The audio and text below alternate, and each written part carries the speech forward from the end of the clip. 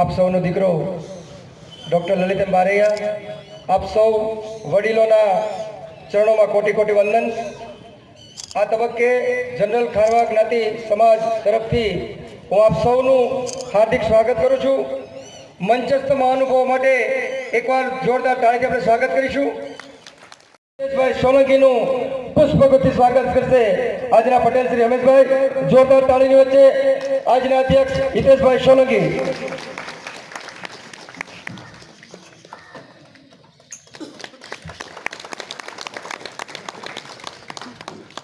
Deputy collector साहब,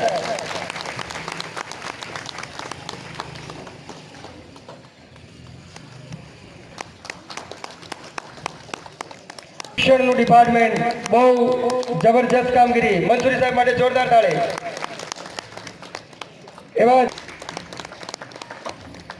આમ તાળી પાડતા રહ્યું આમ તાજગીરી કાર્યક્રમને।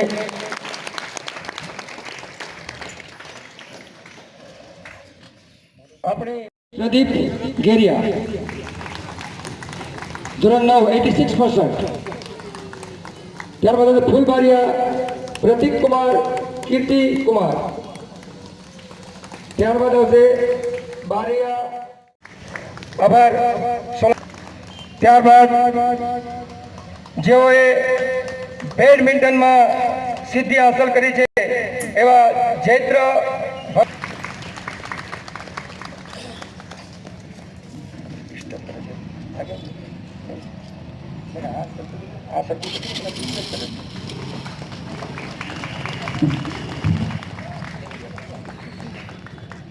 चुंदरिया ध्रुव जितेंद्र तेओ योगा में छत्तीसगढ़ में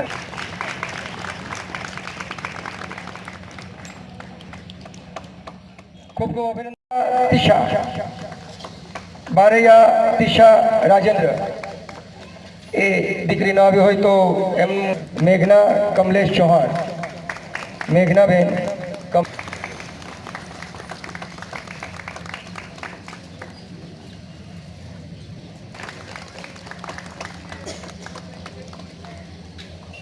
बारिया जैनिशा जगदीश चंद्र।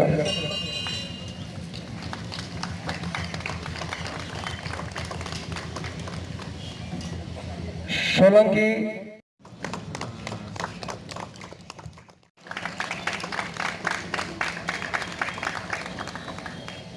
विश्वांगी प्रेमजी भाई। विश्वांगी प्रेमजी भाई। मंसूरी साहेब ધોરણ 7 અને ફર્સ્ટ।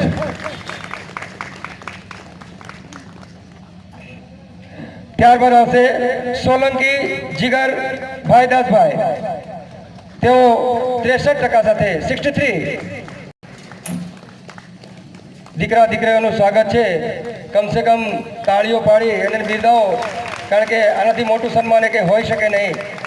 સોલંકી કિંજલ અરવિંદ કુમાર 12 સાયન્સ।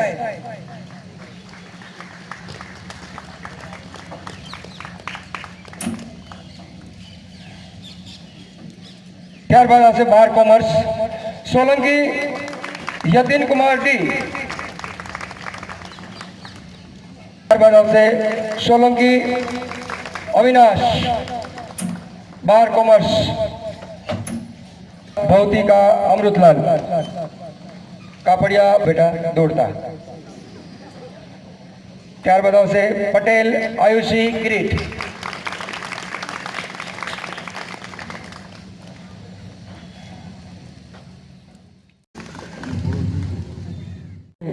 आठना विद्यार्थीओं सम्मान करवा जई रह्या छे।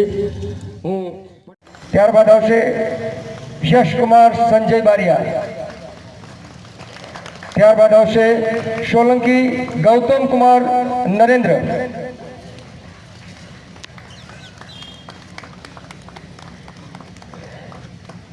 वंश नीलम कुमार वंश। फूलबारिया हिरेक्ष भूपेंद्र।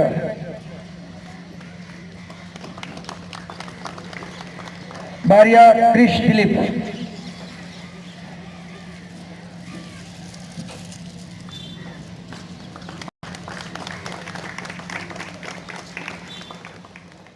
પ્રમોદ બામણિયા ફોટો પાડી લીધો હા બેટા. જય પ્રમોદ બામણિયા. ચૌહાણ ક્રિશ વિજય અને ત્યારબાદ આવશે બારિયા વિકાસ કિશોર.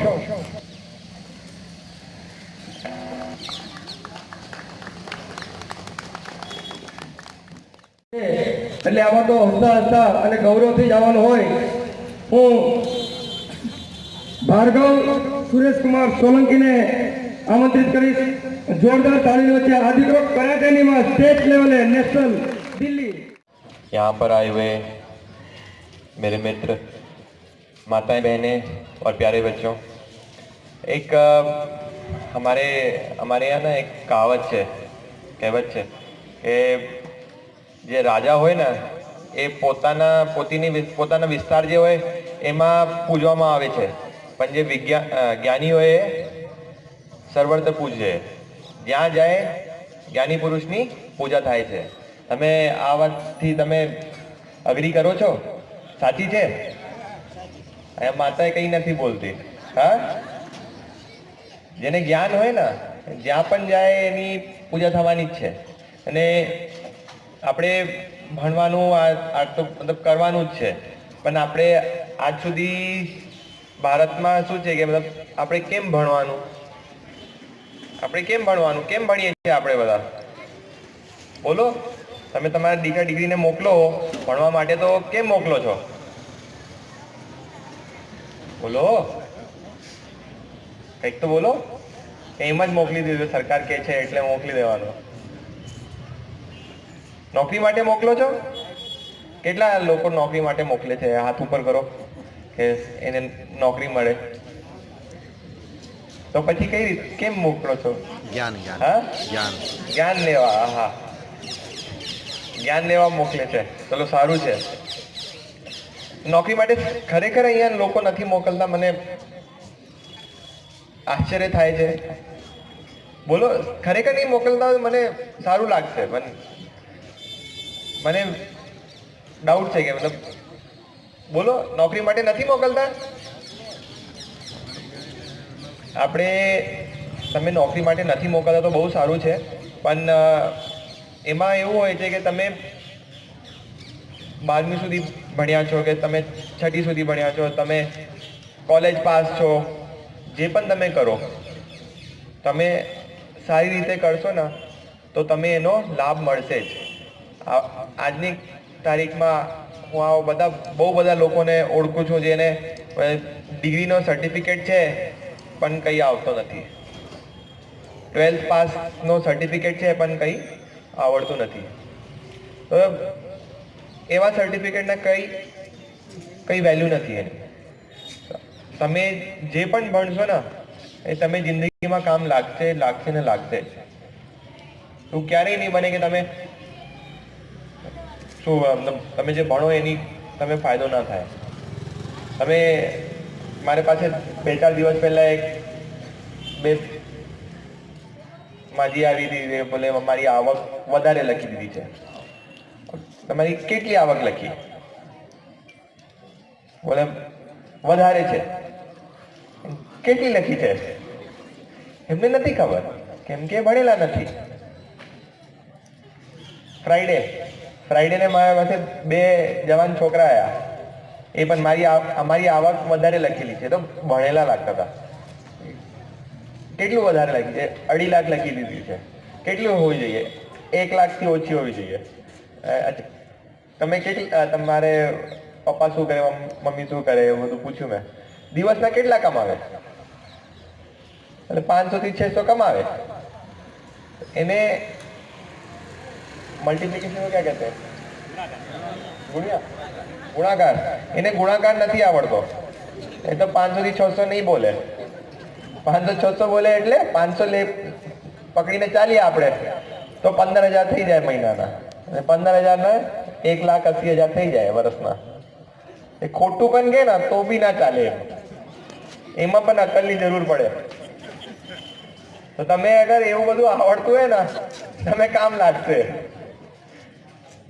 ભણવાનું બહુ જરૂરી છે. અને તમે જે નોલેજ તમે જે પણ જ્યાં પણ જશો, તમે કામ નહીં કરો, નોકરી નહીં કરો, તમે એ શિપ પર જાઓ, તમે પોતાની હોડી ચલાવો, તમે જે પણ કરો એ નોલેજનો તમે વાપરી શકશો. તમે 4 લોકો વચ્ચે બેસશો ને તો તમે જે બોલશો એ લોકો સાંભળશે.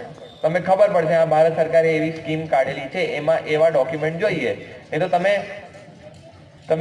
તમારા 1/14 ની નકલ તમે કોઈ આપશે ને, 1/14 ની ખબર છે શું હોય? અહીંયા તો પ્રોપર્ટી, તમે તમારી જમીન વેચવા જશો તો તમે ખબર નહીં પડશે કે મતલબ તમારા કાગળિયા સારા હોય, એકદમ બરોબર રીતે હોય તો તમે સારી કિંમત મળી શકે. પણ તમે ખબર નહીં હશે, તમે જે ખરીદવા વાળો હશે એ કહે છે આમાં તો આ ખોટ છે, આ ખોટ છે. તમે ખબર હોય તો તમે એના સાથે વાત કરી શકો ને.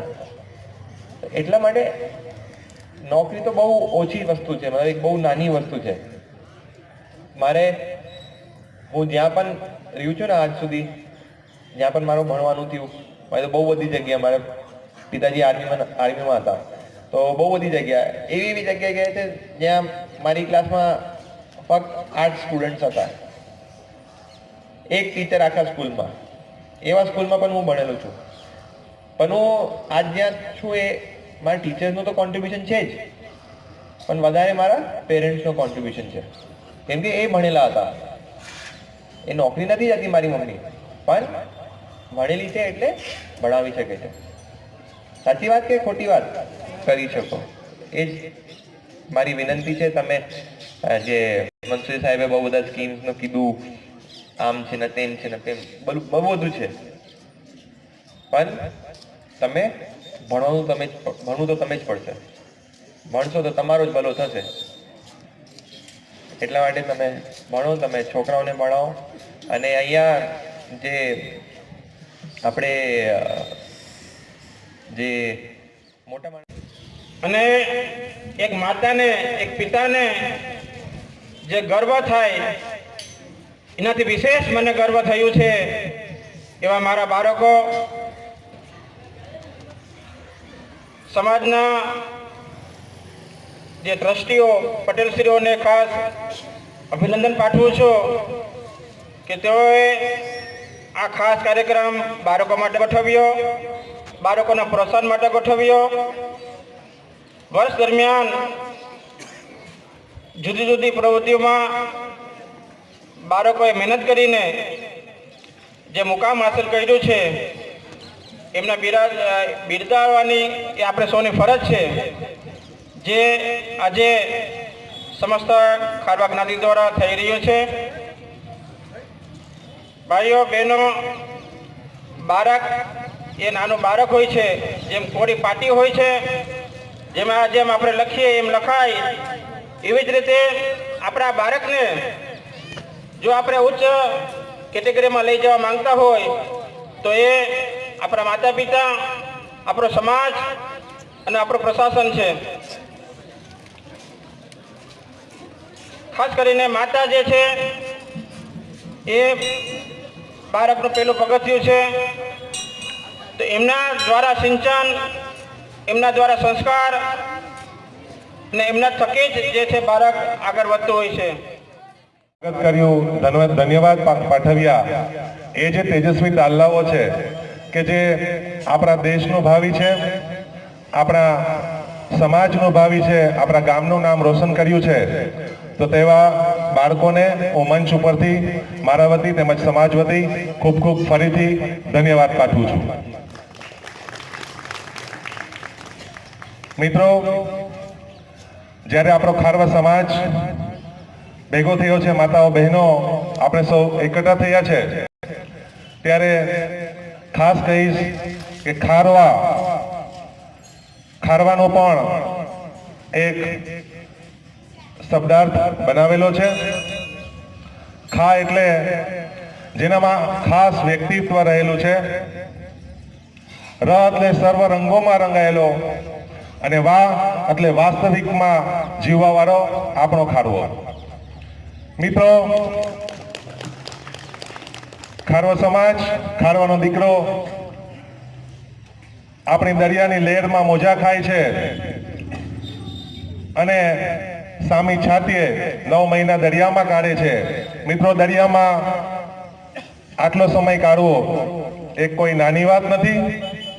એના માટે આપણી ખારવા સમાજની જનતા માને હું ધન્યવાદ પાઠવું છે કે તેમણે આવા દીકરાઓને જન્મ આપે છે અને તેમની સાથે સાથે આપણી બહેનો, માતાઓ અને તેમની અર્ધાંગીઓને પણ હું ધન્યવાદ પાઠવું છું કે તેમની ગેરહાજરીમાં પોતાના સમાજનું તો પોતાનું ઘરનું અને બહારનું પણ તેઓ સર્વ કામ કરે છે.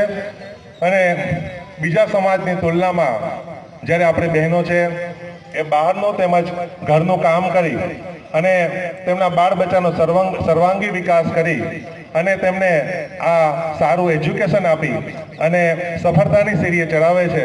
તેની મા બાપ અને માતાનો અથાગ પરિશ્રમ છે. એટલા માટે સમાજની અને અમારા સૌની ફરજ આવે છે કે તેનું સન્માન કરવું જોઈએ. તો આ તબક્કે ફરીવાર તેઓને હું ધન્યવાદ પાઠવું છું. મિત્રો, આપણા દિલાવર સાહેબે આપણો ગવર્મેન્ટ શું સુવિધા આપી રહી છે તે આપ સૌને વિસ્તારથી સમજાવ્યું. તેમ આપણા અપૂર્વ શર્માજીએ પણ કહ્યું કે ભણતર ખૂબ જ જરૂરી છે. ભણતર ક્યારેય ફોગટ નથી જતું. અગર આપણે ખોટું બોલવું હશે તો પણ એજ્યુકેશન ખૂબ જ જરૂરી છે. જેમ કે અપૂર્વ શર્માજીએ કીધું કે જ્યારે પૂછતા હોઈએ છે કે આપના ઘરની આવક શું છે, ત્યારે ખબર નથી હોતી આપણાને કે 10,000 બોલીએ તો 1,20,000 12 મહિનાની થઈ જાય. ત્યારે ઓફિસરનો વાત કરતા હોઈએ છે કે મારી 2.5 લાખ કે 1.5 લાખની ઇન્કમ કેમ થઈ ગઈ. તો ભણવાનું ક્યારેય ફોગટ જતું નથી. અત્યારનો યુગ ટેકનોલોજીની યુગ છે. એ માટે ભણવું ખૂબ જરૂરી છે. ભગવદ્ ગીતામાં લખ્યું છે કે જેટલું આપણે મહેનત કરશું એનું ફળ મળશે. આપણા જે પણ પહેલાના વિલ્લાઓ થઈ ગયા, જે ખૂબ જ ભણીને આગળ વધેલા, તેઓની આપણે ઝાંખી લઈએ તો મહાત્મા ગાંધી હોય, સ્વામી વિવેકાનંદ હોય, અંબાણીજી હોય કે રતન તાતા હોય, એ બધા જ ખૂબ પરિશ્રમ કરીને જ તેઓ આગળ વધેલા અને આપણા દેશનું નામ રોશન કરેલું. તેઓને ખૂબ જ પરિશ્રમો કરવા પડે. ગમે એવી આફત આવી તો પણ તેઓએ એ લોકોનો પરિશ્રમ છોડ્યો નહીં અને પોતાની મહેનત કરી અને આગળ વધ્યા. સ્વામી વિવેકાનંદને કહ્યું હતું કે ઉઠો, જાગો અને ધ્યેય ન પ્રાપ્ત થાય ત્યાં સુધી મંડ્યા રહો. માટે મહેનત કરેલી ક્યારેય પણ નિષ્ફળ નથી જતી. આપણે દીકરીઓની જ્યારે વાત કરીએ છીએ, જે આપણું પંચાયત વિસ્તાર છે એમાં આ રેશિયો બરાબર છે, પણ આપણા ખાસ કરીને મ્યુનિસિપાલિટી વિસ્તારમાં આ રેશિયો ઘટતો જાય છે. તો મને અહીંથી કહેતા કોઈ સંકોચ નથી કે આપ સૌએ આના પર ખૂબ ધ્યાન દેવું. આના પર બહુ મોટો ગુનો છે અને જાતિ પરીક્ષણ ન કરવું. દીકરીથી જ આપણું સમાજ, આપણો રાષ્ટ્ર આગળ વધશે. તો આપ સૌને વિનંતી છે કે આપ સૌ જાતિ પરીક્ષણ થતું હોય તો અટકાવજો.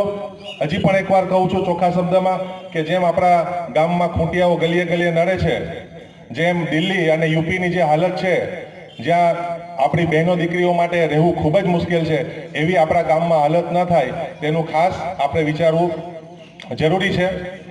આપ સૌને જે રીતે બતાવ્યું કે ભણવાથી જ આપણે આગળ વધી શકીએ એમ છે. ભણીશું તો જ આપણા કુટુંબનું, આપણા સમાજનું નામ રોશન કરી શકીએ છીએ. એક આ જ ચાવી છે કે ડોક્ટર હોય, આઈએએસ હોય કે એન્જિનિયર, કોઈ પણ જગ્યાએ પહોંચવું હોય, અગર પોલિટિશિયન પણ બનવું હોય તો ભણવું ખૂબ જરૂરી છે. જેમ આપણી વચ્ચે અપૂર્વ શર્માજી બેઠા છે, એક દાખલો જ છે. દિલાવર સાહેબ છે, એ પણ દાખલો જ છે. અપૂર્વ શર્માજીની વાત કરીએ તો પોતે ડોક્ટર MBBS બન્યા, પણ પોતે જ્યાં સુધી પોતાનો ધ્યેય, આજે પણ અંદરથી શાંતિ નથી. ડાયનિક્સ ઓફિસર બન્યા, પાયસ ઓફિસર બનવું છે.